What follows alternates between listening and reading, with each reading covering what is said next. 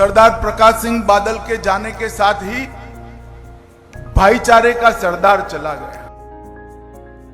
पूरा जीवन हिंदू सिख एकता के लिए पूरा जीवन उन्होंने समर्पित किया। सार्वजनिक जीवन में सबसे लंबा समय जेल के अंदर रहकर सिद्धांतों के लिए, पंथ के लिए संघर्ष करने वाला कोई व्यक्ति था तो सरदार प्रकाश सिंह बादल थे। मैं अनेक बार बादल साहब को मिला हूं, जब भी मिला कुछ सीख पाकर गया।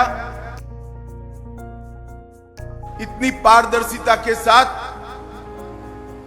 राजनीतिक जीवन में सलाह देना ये महामानव के सिवा कोई नहीं कर सकता। जनप्रतिनिधि रहने का रिकॉर्ड भी बादल साहब का है। 5 बार पंजाब के मुख्यमंत्री बने। साच अर्थ में ऐसे व्यक्ति को दिया लेकर भी ढूंढेंगे तो देश के राजनीतिक जीवन में, सामाजिक जीवन में कभी भी नहीं मिल पाएगा। 1970 से लेकर आज तक जब भी देश के लिए खड़ा होने का मौका आया, बादल साहब ने कभी पीठ नहीं।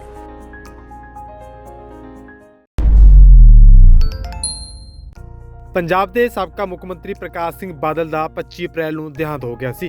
ਅੱਜ ਉਹਨਾਂ ਦੇ ਜੱਦੀ ਪਿੰਡ ਬਾਦਲ ਵਿਖੇ ਉਹਨਾਂ ਦੀ ਅੰਤਿਮ ਅਰਦਾਸ ਦਾ ਭੋਗ ਪਾ ਦਿੱਤਾ ਗਿਆ। ਇਸ ਮੌਕੇ ਬਾਦਲ ਪਰਿਵਾਰ ਸਮੇਤ ਅਕਾਲੀ ਦਲ ਦੀ ਸਮੁੱਚੀ ਲੀਡਰਸ਼ਿਪ ਮੌਜੂਦ ਸੀ। ਇਸ ਮੌਕੇ ਕੇਂਦਰੀ ਗ੍ਰਹਿ ਮੰਤਰੀ ਵੀ ਬਾਦਲ ਪਿੰਡ ਪਹੁੰਚੇ। ਬਾਦਲ ਪਿੰਡ ਪਹੁੰਚਦਿਆਂ ਉਹਨਾਂ ਦੇ ਵੱਲੋਂ ਪ੍ਰਕਾਸ਼ ਸਿੰਘ ਬਾਦਲ ਨੂੰ ਸ਼ਰਧਾਂਜਲੀ ਦਿੱਤੀ ਗਈ। ਉਹਨਾਂ ਨੇ ਸੰਬੋਧਨ ਕਰਦਿਆਂ ਕਿਹਾ ਕਿ ਮੈਨੂੰ ਬਾਦਲ ਸਾਹਿਬ ਤੋਂ ਬਹੁਤ ਕੁਝ ਸਿੱਖਣ ਨੂੰ ਮਿਲਿਆ। ਉਹਨਾਂ ਦੀ ਜ਼ਿੰਦਗੀ ਦੇ ਵਿੱਚ ਜੋ ਕੁਝ ਉਹਨਾਂ ਨੇ ਸਿਆਸਤ ਦੇ ਵਿੱਚ ਕੀਤਾ ਉਹ ਇੱਕ ਪ੍ਰੇਰਨਾ ਸਰੋਤ ਹੈ। वाहेगुरु जी का खालसा, वाहेगुरु जी की फतेह। आज सम्माननीय बादल साहब की अंतिम अरदास में मैं संगत के सामने उपस्थित हुआ हूं, तब बादल साहब हमारे बीच में न रहने से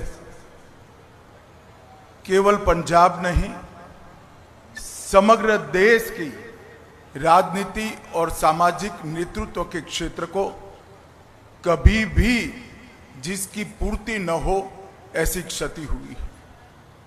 ये गड्ढा जो बादल साहब के जाने से शून्यता जो पैदा हुई है,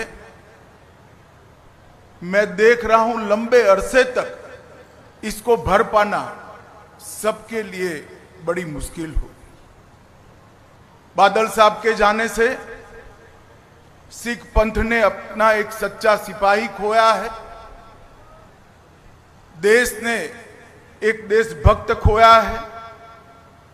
किसानों ने अपना सच्चा हमदर्द खोया है और ढेर सारे राजनीतिक जीवन के उच्च मानांकों को सिद्ध करने वाले महापुरुष को खोया है।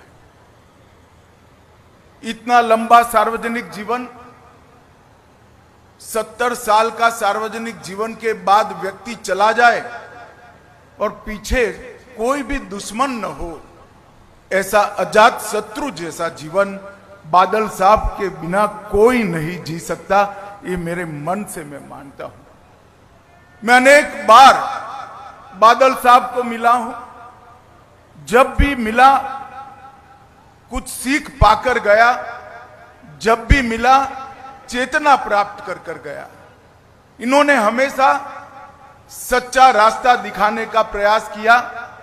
दल तो हमारे 2 अलग थे, परंतु हमेशा उन्होंने वो ही कहा जो मेरे दल के लिए भी सही था। इतनी पारदर्शिता के साथ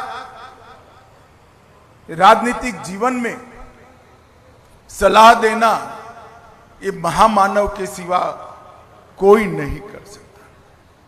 पंजाब के लगातार विधानसभा में रहने वाले सदस्य, सबसे ज्यादा रहने वाले सदस्य बादल साहब रहे।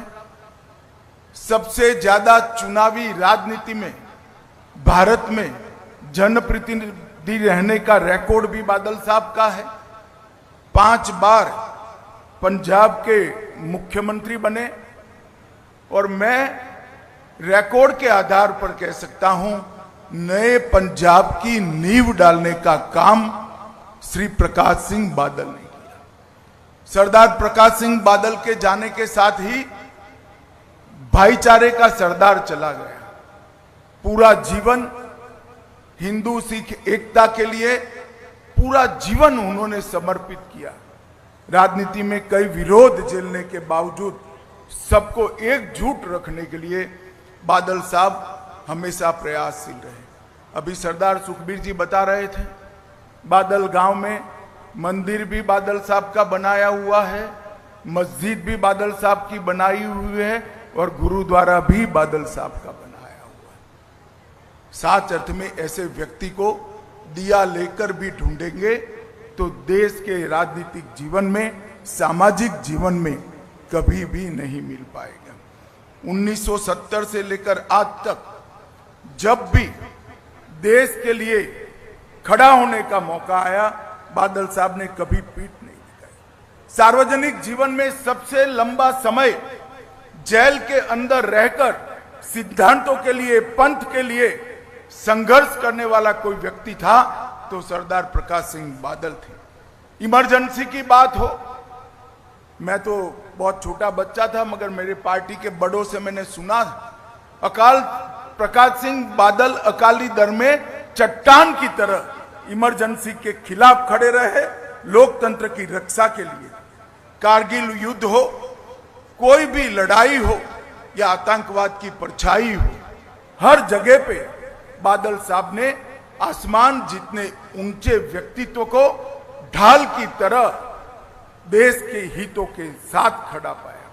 बादल साहब का जाना समूचे देश के लिए बहुत बड़ी क्षति है। सिर्फ सरदार सुखबीर और बीबी हरसिमरत जी के लिए नहीं, पूरे देश के लिए क्षति है और मेरे जैसे सार्वजनिक जीवन के कई कार्यकर्ताओं के लिए भी ये अपूर्णीय क्षति है।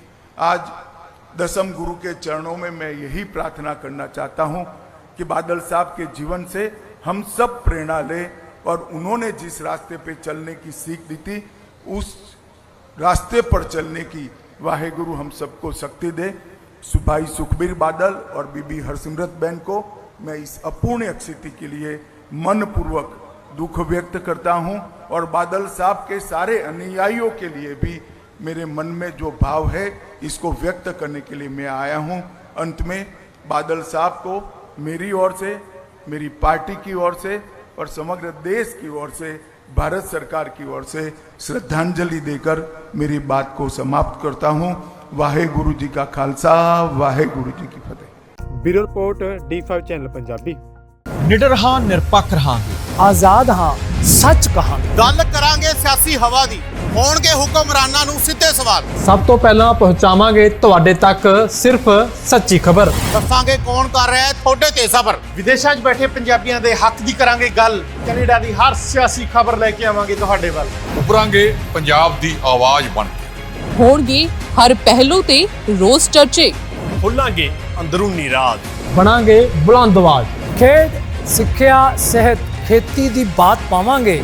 ਹਰ ਪਿੰਡ, ਹਰ ਸ਼ਹਿਰ ਜਾਵਾਂਗੇ। ਮਨੋਰੰਜਨ ਨਾਲ ਜੁੜੇ ਕਲਾਕਾਰਾਂ ਨਾਲ ਕਰਵਾਵਾਂਗੇ ਮੁਲਾਕਾਤ। ਸੰਘਰਸ਼ਾਂ ਵਾਲੀ ਜ਼ਿੰਦਗੀ ਤੇ ਮਾਰਾਂਗੇ ਝਾਤ। ਕੀ ਨੇ ਸਾਡੇ ਕਾਨੂੰਨ, ਫਰਜ਼ ਤੇ ਅਧਿਕਾਰ? ਕੀ ਕਰਦੀ ਹੈ ਸਾਡੀ ਸਰਕਾਰ? ਕੀ ਹੈ ਤੁਹਾਡੀ ਮੁਸ਼ਕਲ ਦਾ ਹੱਲ? D5 ਚੈਨਲ ਪੰਜਾਬੀ ਦੀ ਕਚਹਿਰੀ 'ਚ ਹੋਵੇਗੀ सिर्फ लोकां दी गल। धर्म, धरोहर, सेहत और संस्कृति की होगी बात। अब D5 चैनल हिंदी भी होगा सर। D5 चैनल पंजाबी, अपनी धरती, अपने लोक। सत श्री अकाल जी, मैं हाँ कुलराज रंधावा ते तुसी देख रहे हो D5 चैनल पंजाबी, जिहड़ा लॉन्च हो चुका है हुण कैनेडा विच।